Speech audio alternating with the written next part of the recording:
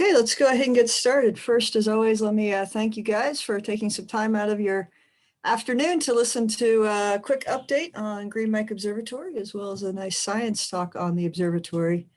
As always, as we go through these, please use the Q&A for your questions, and we will answer them as we get the opportunity for the different sections of the talk. So with that, before we actually get started, I'd just like to take a moment to reflect on Arecibo Observatory and the tragedy that befell the telescope yesterday. And certainly our heartfelt thoughts are out with everybody at the observatory. We definitely feel the loss. I worked there for many years, and it was a fantastic telescope and did absolutely amazing science right up until the end. And so our thoughts are with all of the staff there at Arecibo, and we are happy to hear nobody was hurt, but very sad to hear the demise of that telescope. So with that, I will move forward onto the talks for today. So I'll give you guys today a brief update on the observatory itself and what we're doing, and then we'll move from there on to our highlight. Dom will be talking about the measurement of H0 by the Megamaser Cosmology project and giving us an update on that, which will be fantastic. So quick update on the observatory itself and what's going on here. Like the rest of the country, the COVID cases are back on the rise. The state itself, about 6.5% of all tests that are taken are now positive. Of course, masks are required and all of that. Within Pocahontas County, which is the county in which Green Bank Observatory resides, we're on a dramatic upswing in cases here as well. Currently 129 active cases. It may not seem like a lot until you remember that our county has less than 8,000 people in it. So it's an extremely high number, much higher than we were just 2 to 3 weeks ago when the number of active cases could be counted in the single digits. Our schools throughout the county, of course, are remote, and we're uncertain when they may go back in session again. On the observatory side, things are going much better than that. We remain in full operations on site. Work is going slowly, a little bit, even more slowly than it was a couple months ago, due to us trying to ensure the safety of our staff within this COVID outbreak, and trying to make sure that there's no site COVID cases, no COVID cases that are actually caught through the site. Nonetheless, the telescope has been working fantastically. Our high frequency season is underway, as I can tell by the snow on the railings outside my house, as well as the great high frequency science we've been getting off of the GBT. So all of that's going well, and we're hoping for nice clear skies throughout most of this winter to get lots of K-band and W-band observations done. Looking ahead, again, we've got our next observer training workshop coming up in February. So that is online sign up. Just go to our website, greenbankobservatory.org, and you'll be able to sign up for that training workshop. And then we also have our single dish training school, which will be in the fall in September of 2021. Details are not yet online. That's going to be delayed a little bit to get those details out, but they should be coming out fairly soon for that. And with that, I'd just like to thank you guys again for being here. Again, ask you all to keep Arecibo and their staff in your thoughts. And now I will hand off to Dom to give the primary talk of the day. So it's all yours, Dom. All right, great. Thanks, Karen. Let me just get the screen share working up here. Is everybody able to hear me all right? Yes, we can hear you fine. Okay.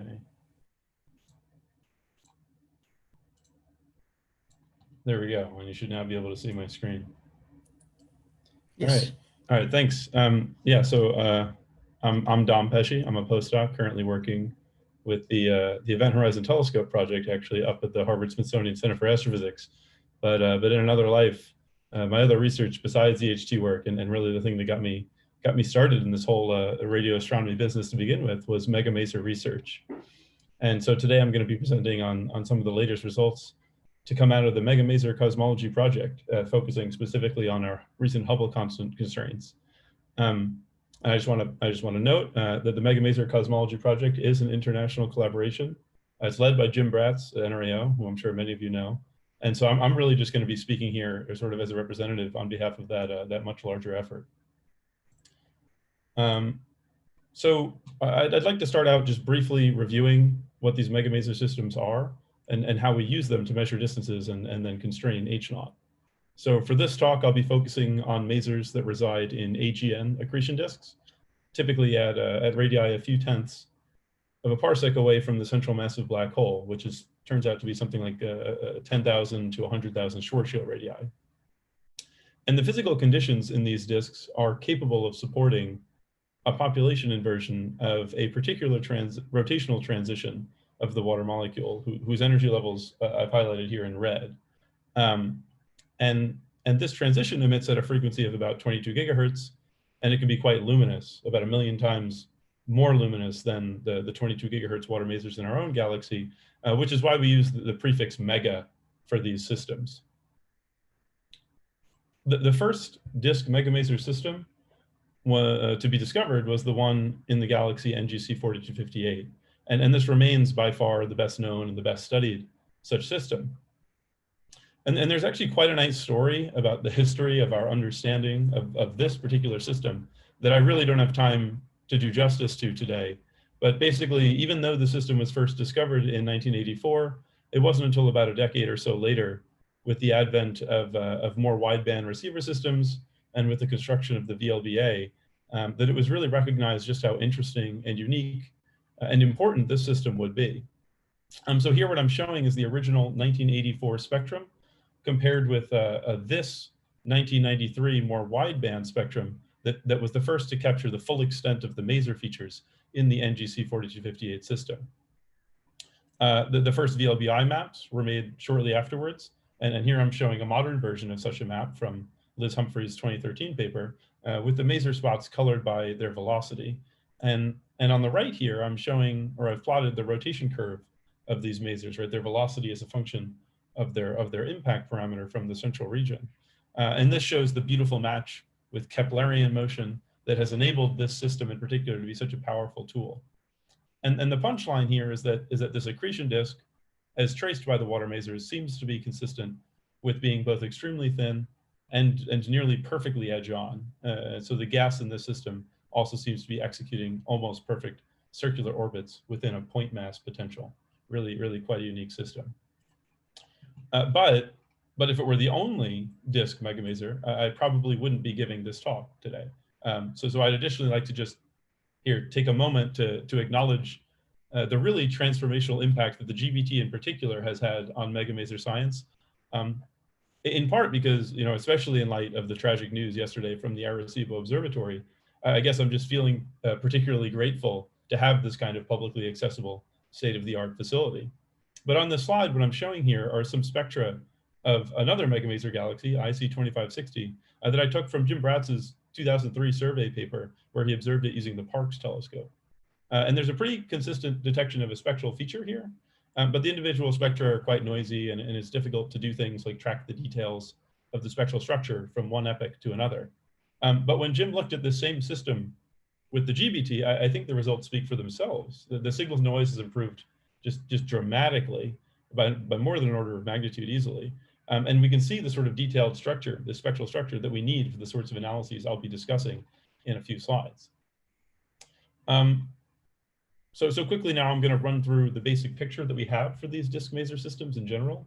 And here I'm showing an example GBT spectrum for one of the MCP targets, showing this characteristic triple peaked spectral structure with the two groups of high velocity features here displaced by several hundred to, in some cases, about 1,000 kilometers per second to either side of the central group of features, which themselves coincide with roughly the systemic velocity of the galaxy. And just to set up some common vocabulary, I've labeled the three sets of maser features here, and I've colored them according to their velocities. And I'll be using the same coloring scheme throughout the talk. So this here is a cartoon of one of these accretion disks, where we as the observers would be located down at the bottom of the screen, because we'd be seeing this disk edge on.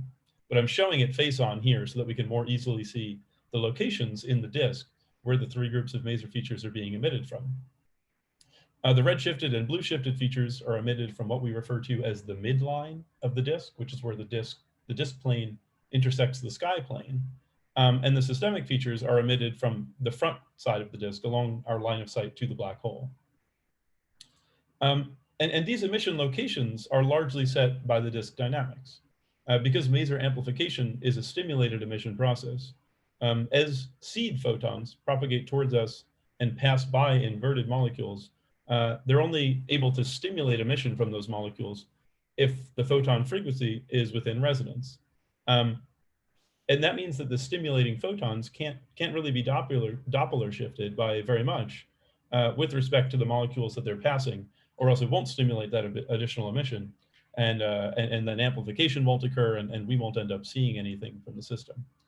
And the takeaway from a picture like this is that the strongest maser amplification ought to occur on lines of sight through the disk, where the line of sight velocity gradient is very small.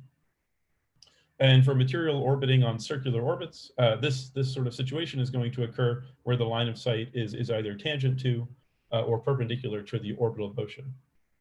So we see groups of maser features in these locations, not because these are the only parts of the disk that are producing maser emission, presumably most or all of the disk is capable of doing so, but rather because these happen to be the regions in the disk where the amplification along our line of sight is maximized. And on this slide here, I'm just showing the behavior of the acceleration vectors for the three groups of maser features, because it turns out that one of the relatively unique properties of these systems is that we're able to measure the line of sight accelerations. And hopefully from this diagram, you can see pretty easily that we would expect to find generally positive acceleration measurements for these systemic features, and essentially zero acceleration for the red shifted and blue shifted features. And in practice, this is of course what we see in the data. All right, getting slightly more quantitative now, I'm going to walk through how we use these maser measurements to get constraints on the distance to the system, which is a critical component of measuring H0. So remember that we're seeing this disk edge on. So for a single maser spot, like the one shown in black here in this diagram, we only have access to its projected radius in the disk, right? This quantity theta here, not its true radius. And likewise, we can only access the line of sight components of both the velocity and the acceleration of that maser spot, which for a point mass potential at least, are related to the mass of the central black hole and to the orbital radius of the maser spot as shown in these expressions, where I've included a factor of d, a distance to the system, multiplied in to convert from angular to physical radius. And here I've circled the quantities that we measure directly in green, and I've circled those that we have to infer or model in red. And for just a single maser spot, if we only had access to one maser spot in the disk, we can see that there's just not enough information here. There are 4 quantities we'd like to know: the location, the two-dimensional location of the maser spot, and the mass and the distance to the system. And there are only 3 measurements: the projected position, velocity, and accelerations of the maser spot. But if we had a second maser spot, this m and this d, the mass and the distance, they're going to be global properties of the system. So they'd still be the same for that second maser spot. And we'd only add 2 additional unknowns, the radius and the azimuthal location of that second spot, while gaining access to 3 additional measurements, the same 3 that we had for the first spot. So that'd be 6 and 6, that would balance things out. And then of course, if we had more than 2 maser spots, then the situation would get even better. And in practice, the maser disks that we observe tend to have dozens to hundreds of maser spots. So the problem is actually quite well posed, and unique solutions exist for both the black hole mass and for the distance to the system in most cases. Of course, in practice, we actually need to be a little bit more sophisticated in our modeling than just the simple picture I outlined in the previous slide. So we relax a number of the idealizing assumptions.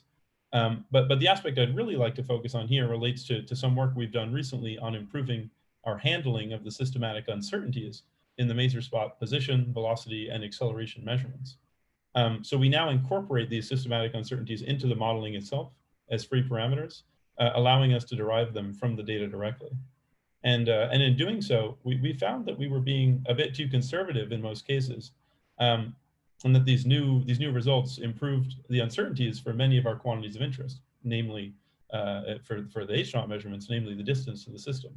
And what I'm showing here is the evolution of the distance measurement for NGC 4258, right? This most well-known galaxy from the literature, with the latest measurements from Mark Reed's paper in last year, shown here in red. And this latest paper used the new approach I'm referencing here for handling the systematic uncertainties of the different measurements, which ended up resulting in a factor of 2 improvement in precision over the previous measurement from the 2013 paper led by Liz Humphreys, even though both papers used the same data. And pretty much all of that improvement comes from this decreased systematic contribution to the uncertainty. And the final total uncertainty on the system is about 1.5%, which is the current state of the art. And because the megamaser technique is geometric and provides both the distance to the galaxy and a measure of its recession velocity in a single step, in principle, we're able to constrain the Hubble constant using just one galaxy. But in practice, that's complicated, both by the fact that these megamaser systems are pretty rare and by the fact that most of them are considerably farther away than NGC 4258. So here, what I'm showing is the relative physical sizes of the different maser disks that we've targeted in the MCP, and if comparing them to the size of the maser disk in NGC 4258 here at the top. And one interesting thing is that they're all actually quite comparable in physical size. They all have a similar physical extent, which is itself quite interesting and maybe telling us something about where and how and when these systems end up falling in the AGN life cycle. But of course, what we see on the sky is actually the angular size of the disk.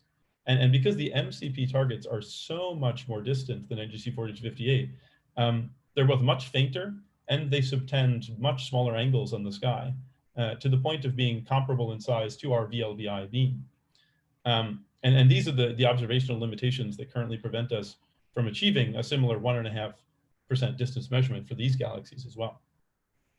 And instead, the goal of the MCP has been to combine the distance measurements from multiple galaxies to achieve an overall more precise constraint on the Hubble constant.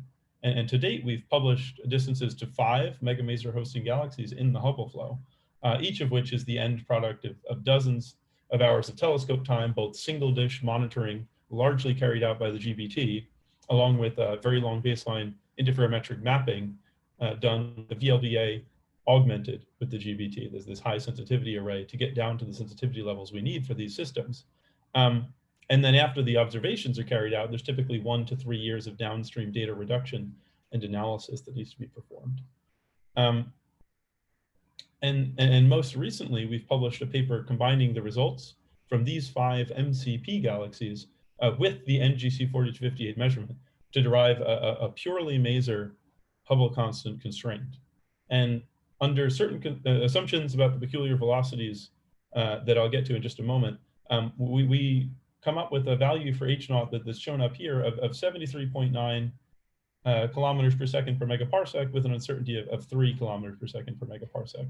And here is our corresponding Hubble diagram, which I find really just wonderful, because even without this overplotted best fit, the story in this plot seems pretty clear to me. The primary sources of uncertainty in our H0 constraint, or at least the primary source of what I'd call systematic uncertainty, does come from these unknown peculiar motions for each of the galaxies.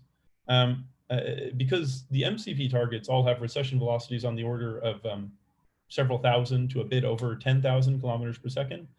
These peculiar velocities, which have magnitudes of typically hundreds of kilometers per second, can constitute a few % of the overall velocity. And because our sample size isn't huge, these don't necessarily all average out very nicely like we'd expect to happen in a much larger sample.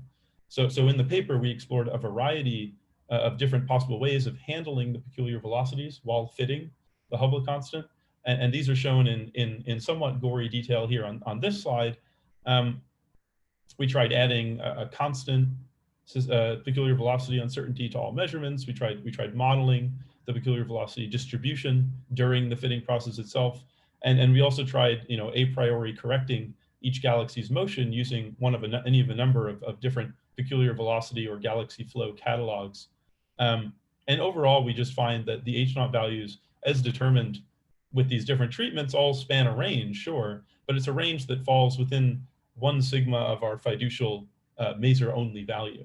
And so we just decided to present it as these different treatments are essentially different model choices you could make. Each of them is reported in the paper, and if you have a preferred method for correcting peculiar motions, it's hopefully represented, among them.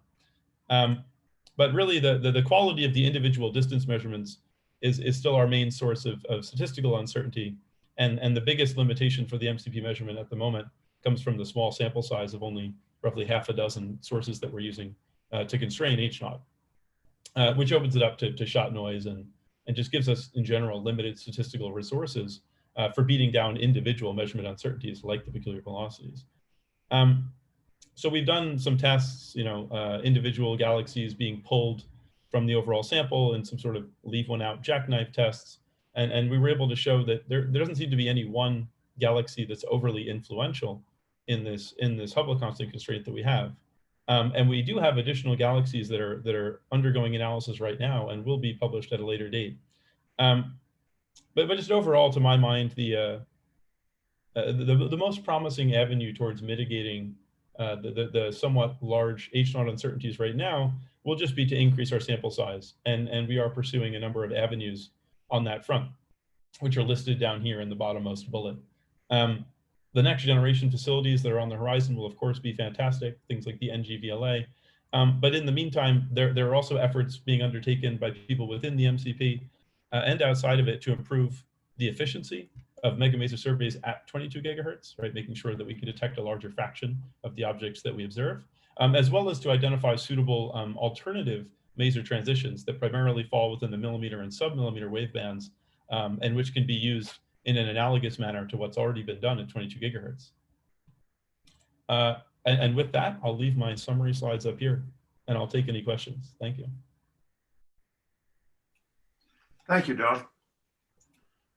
And you can ask questions in the Q&A box. We have a question. The 22.235 gigahertz transition is the 6 bracket 1 comma 6 to 5 bracket 2 comma 3, isn't it? Yeah, I should know this number off the top of my head. I believe that's right. If you give me a moment, I can pull up the, I have that on my very first slide, actually. Let's see here. It's 616 to 523. That's correct. Yeah, okay. That's right. That's just sort of the rotational energy level notation for the particular pair of energy levels that constitute this transition. Yeah, that's right. Yeah.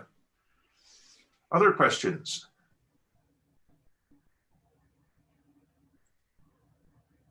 Let's give people a moment.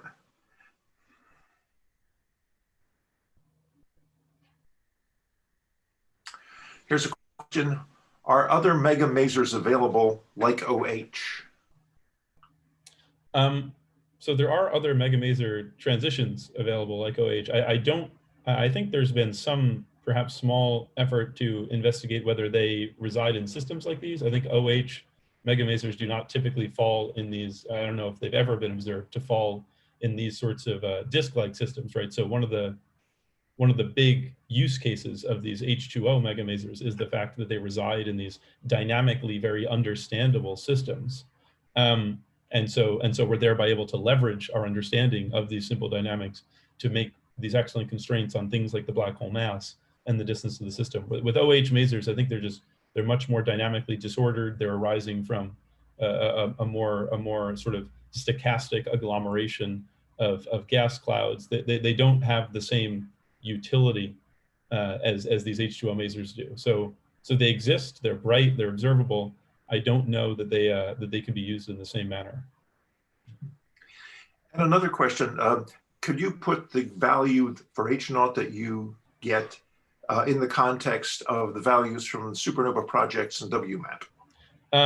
Certainly. I mean, this is an exercise that's been performed by many people, and they're always being updated. Right there, these big plots. I didn't provide one here. I think it would have been a good idea to do so, but it's approximately overlapping pretty well with the supernova measurements that are coming out of, like, say, Adam Rees's work. And it's in, I would say, by itself, not huge tension, but moderate, maybe at the level of 2-ish sigma tension, with something like the WMAP result, which is sitting a bit lower at around 67 kilometers per second per megaparsec. So that's what I would say about that. I don't have such a plot on hand, no. But there's many of them that exist in the literature. Okay, we have questions coming in both through the chat and the Q&A, and I'll try to alternate between them. With the new systems being discovered now, how large a sample do you expect to have in the next few years? That's a good question. I think it depends on how strictly you define a few. I think if you want to say something like the next 5 to maybe 10 years, I think the sample could reasonably double. If you want to look a bit further to the next 20 years, I think the sample could increase by an order of magnitude or more. Okay. Here's another question. How big is the uncertainty on the inclination of the disk, and what effect does it have on the final results?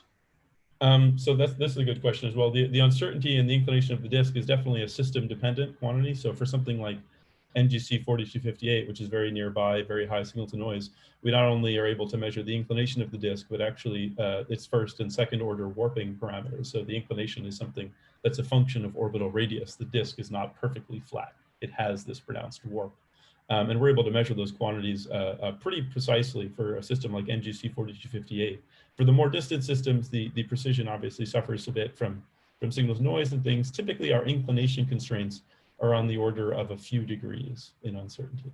And a question, can you elaborate on why there was a gap between the positions of systemic and red and blue shifted maser positions? So yeah, let me see if I can go back to one of my cartoons for this. Something like, say, this one. Sure. So this is the gap I assume is being referenced here.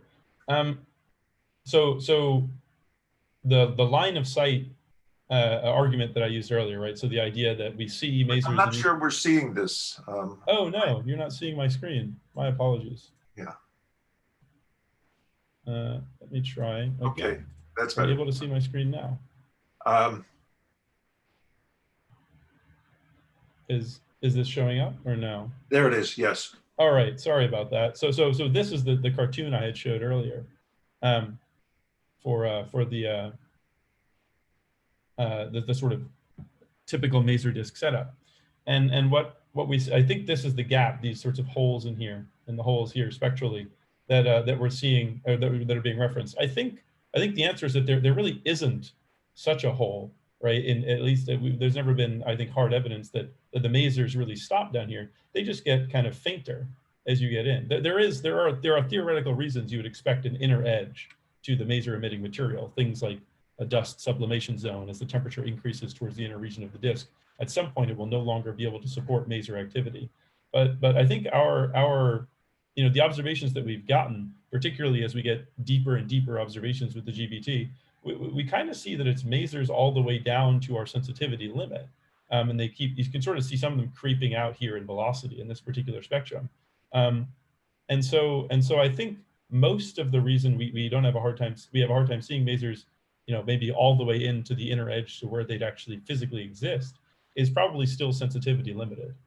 The amplification is necessarily smaller in these inner regions because the line of sight passes through a smaller chunk of the disk that remains velocity coherent, just because it's a tighter orbit on these smaller radii. Okay, Paul, Martin Harwood has raised his hand. Can you allow him to speak? Yes, Jay, just a moment. Okay. In the meantime, here's a question. What is the strategy for finding more such systems? Yeah, so I think at 22 gigahertz, the strategy is pretty straightforward. It's to observe systems that we don't yet know whether or not they have them. And the improvement moving forward is that there's been a lot of thought and effort being given in the last couple of years as to what sorts of HGN, given characteristics that we have through things like all sky surveys, infrared colors and the like, would be most fruitful to target for hosting these sorts of 22 gigahertz water maser systems. The other completely separate avenue is in the millimeter and submillimeter transitions. There are a number of transitions within the water molecule that can be expected to exhibit maser activity at in the physical conditions that give rise to 22 gigahertz maser activity. And we know already that some systems have been observed to host these sub-millimeter masers. And so this is really an active area sort of targeting, I would say, at least all of the known 22 gigahertz systems, and potentially coming up with ways to target a large variety of systems that may not host 22 gigahertz masers, but in which we may see maser activity at 300 gigahertz, right, or even other frequencies as well. I think there are a number of avenues to pursue there, and so I'm sure the next few years we're going to see an increase in the number of known maser systems, no doubts. Okay, Martin, do you wish to ask a question? Yeah. Can you explain the basic parameters that you're measuring? You need to measure a velocity and a distance for each of these masers, right? So, and how do you do that? I don't know if maybe it's on my end. I didn't quite catch that got cut off. Could you repeat that, or could somebody else repeat that question? I got cut off too. Can you repeat it, please, Martin? Yeah, I don't quite understand exactly what you're doing. You want to measure a distance and you want to measure a recession velocity. And I didn't see how you get that, both of them just from one maser or several masers. Yeah, so from one maser we wouldn't, right? We rely on having many masers. This picture I showed here is simply to elucidate how the properties we measure for any one maser are related to things like the mass of the system. The recession velocity of the system is actually not contained in this particular set of equations, because it would enter in as a sort of 0 point for the observed velocity, right? So you can imagine expanding this velocity into a v minus v recession top, and that would encode the 0 point of this. But basically, the way we get a handle on the recession velocity looks a lot like this image, this plot I showed for NGC 4258. We measure the rotation curve of the masers, so their velocities as a function of their distance from the central point. And from that, we're able to pin down, the mass is encoded in this rotation, as is the center point of velocity. And those are the two quantities. Well, sorry, the distance is the one you need for h naught, but that's how you get the velocity, and the distance comes in because the scale of the system is determined by the distance. And it turns out that the mass dependence, or the mass to distance ratio dependence of the velocities that we observe differ just a bit, right, in this m over d versus m over d squared way between the velocities and the accelerations. So these accelerations are critical observational components that allow us to do this degeneracy breaking between the mass and the distance. Otherwise, we would just have access to this ratio. Okay, thank you.